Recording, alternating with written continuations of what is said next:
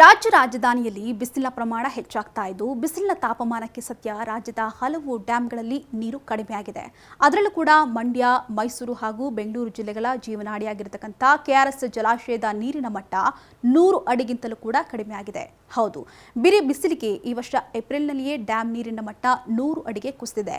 ಆದರೆ ಕುಡಿಯುವಂತಹ ನೀರು ಹಾಗೂ ಬೆಳೆಗಳಿಗೆ ಯಾವುದೇ ತೊಂದರೆ ಇಲ್ಲ. ಜೊತೆಗೆ ಕಳೆದ ವರ್ಷಕ್ಕಿಂತಲೂ ಕೂಡ ಈ ಬಾರಿ 16.54 ಅಡಿಯಷ್ಟು ನೀರು ಹೆಚ್ಚಾಗಿರೋದು ಸಮಾಧಾನಕರ ಸಂಗತಿಯಾಗಿದೆ. ಸದ್ಯ ನೀರಿನ ಮಟ್ಟ 99.20 ಅಡಿಯಷ್ಟು ದಾಖಲಾಗಿದ್ದು ಜಲಾಶಯದಲ್ಲಿ 22.19 ಟಿಎಂಸಿ ಅಡಿ ನೀರು ಸಂಗ್ರಹವಾಗಿದೆ. ಇಷ್ಟು ಪ್ರಮಾಣದಲ್ಲಿ ನೀರು ಈಗಲೂ ಕೂಡ ಇರೋದ್ರಿಂದ ಸದ್ಯಕ್ಕೆ ಕಾವೇರಿ ಕುಡಿಯುವಂತಹ ನೀರಿಗಾಗಿ ಯಾವುದೇ ಆತಂಕ ಪಡುವಂತಹ ಅಗತ್ಯತೆ ಇಲ್ಲ. ಜೊತೆಗೆ ಬೆಳೆದು ನಿಂತಿರತಕ್ಕಂತಹ ಬೆಳೆಗಳ ರಕ್ಷಣೆಗಾಗಿ ನಾಲೆ ನೀರು ಸಿಗಲಿದ್ಯಂತೆ. ಇನ್ನು ಈ ಹಿಂದೆ ಬೆಳೆಗಳ ರಕ್ಷಣೆಗಾಗಿ 4 ಕಟ್ಟುಗಳಲ್ಲಿ ನೀರನ್ನು ಹರಿಸಲು ಕೆಆರ್ಎಸ್ ನೀರಾವರಿ ಸಲಹಾ ಸಮಿತಿ ಸಭೆಯಲ್ಲಿ ತೀರ್ಮಾನಿಸಲಾಗಿತ್ತು.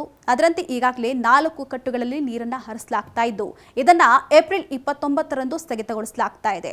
ಆ ಬಳಿಕ ಮಳೆಯಾಗದಿದ್ದರೆ 4ನೇ ಕಟ್ಟಿನ ನೀರನ್ನ ಕೊಡುವುದು ಕೂಡ ಅನಿವಾರ್ಯವಾಗಲಿದ್ಯಂತೆ.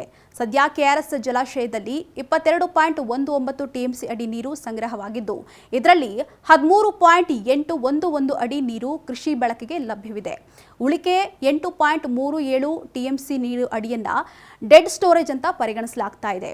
ಇದರಲ್ಲಿ 3.979 ಟಿಎಂಸಿ ಅಡಿ ನೀರು ಕುಡಿಯುವಂತಹ ನೀರಿಗೆ ಮೀಸಲಾಗಿದೆಯಂತೆ. ಬಾಕಿ ಉಳಿದಂತಹ 4.40 ಟಿಎಂಸಿ ಅಡಿ ನೀರನ್ನ ಯಾವುದಕ್ಕೂ ಕೂಡ ಬಳಕೆ ಬಾರದಂತಹ ಸಂಪೂರ್ಣ ಡೆಡ್ ಸ್ಟೋರೇಜ್ ಅಂತ ಹೇಳಲಾಗ್ತಾ ಇದೆ. ಮುಂದಿನ ದಿನಗಳಲ್ಲಿ ಬಿಸಿಲಿನ ಪ್ರಮಾಣ ನೋಡಿಕೊಂಡು ನೀರನ್ನ ಹರಿಸಲು ಸದ್ಯ ಚಿಂತಿಸಲಾಗ್ತಾ ಇದೆಯಂತೆ.